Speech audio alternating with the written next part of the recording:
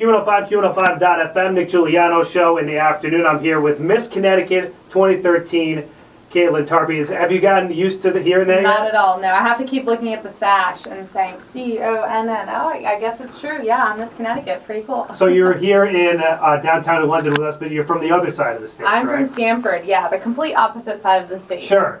But it was a quick drive this morning. I got here with a little bit of time to spare, so that was good. That's good, and you've been doing interviews all day. We appreciate the time this afternoon. No, of course. Now, the actual pageant was held right down the street from here at the Guard Arts Center. Yeah, right across the street. Yeah, so how did that all go? First, the venue's incredibly nice, but It's so beautiful. what was it like going throughout the night? Obviously, continuing to move on and on right up until the finals. It must have been a pretty cool experience. It was awesome. This was my third time competing, so I'd kind of gotten acclimated to how it works. But the whole night on Saturday, it was last Saturday, the 22nd, I just had this weird sense of calm over me, and I think I finally felt ready to be Miss Connecticut, and I was just so excited. I got goosebumps from head to toe when they announced that I was the new Miss Connecticut, and it's kind of just been a whirlwind since then, but I love it. I've loved every day. I've loved every minute, so I'm really excited. Well, I'm glad that you said that too, because a lot of times people in my position will ask, did you think you were going to win? Well, you wouldn't have entered the whole thing if you didn't think you possibly had a chance at it, right? I mean, I'm a realist with myself, so I definitely had very tough competition, and I mean, I have to be honest, I didn't win every category. We have very talented, very well-spoken girls all across Connecticut, so it was tough, but I think part of the challenge is learning how to compete and stay calm and not get in your own head. Sure. So there have been times in the past where I've totally gotten psyched out, and you know, it shows on stage. You can't fake looking comfortable in a swimsuit. So I think I was just able to finally overcome that awkward, oh my gosh, she looks better than me, or she has a better talent, or this and that, and I really focused on myself, and it just, obviously, it worked this time. And you had an interesting journey to get to this point, right? Kind of a crazy backstory. Yeah, I mean, I have a very unique background. I come from all over the place, but the main reason I entered the pageant was because I came down with a very rare lung disease, and my left lung collapsed, and the only reason I survived is because I was so healthy. I've never smoked a cigarette in my life.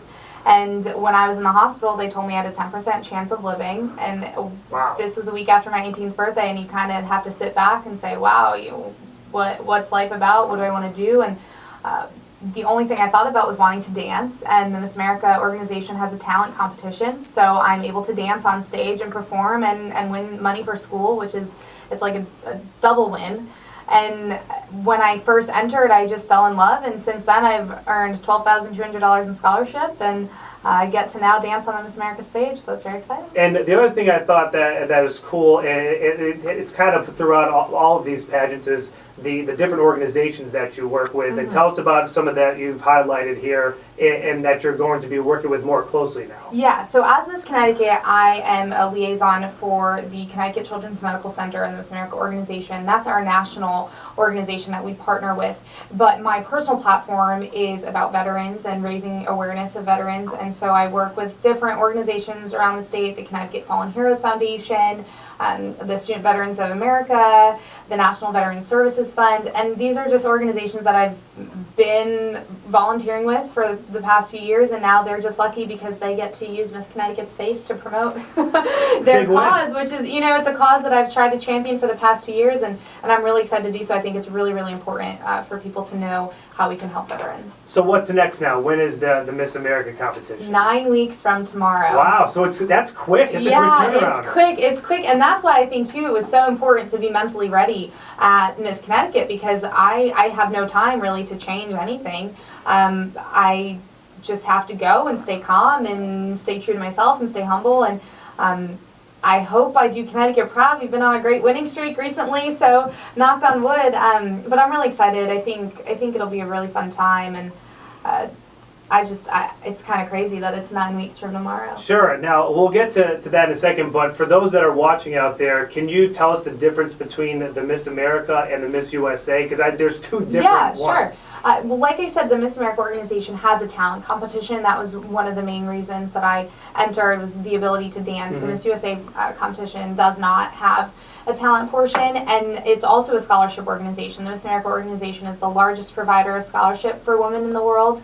The Miss USA program is a completely for-profit pageant competition. So that's what separates the two of us, but they both empower women, and they both produce title holders who make a difference in their communities and are confident and sassy and successful. So I've never competed in the USA system, but I have friends who have, and I like the Miss America organization. I'm going to stay loyal to this one. That's great. Has there ever been a Miss USA and Miss America from the same state? Never? Never. It's happening right now. I sure hope so. Oh gosh, I hope so. You know why? How crazy is this though? Because Olivia from Rhode Island, she was Miss Rhode Island, now Miss Universe. We have Miss Connecticut as Miss USA. It only makes sense. You know, Kaitlyn, there's a logical progression to these things. God works in mysterious ways, but New England girls are awesome. Agreed. Can we agree, right? We are educated, and actually, I have to be careful what I say because women are awesome everywhere. I'm totally for the hashtag girl power on Twitter. But we produce young women from this part of the country that are really focused on education and very well spoken, and I'm so proud to be a New England girl, and I hope that I do represent you well.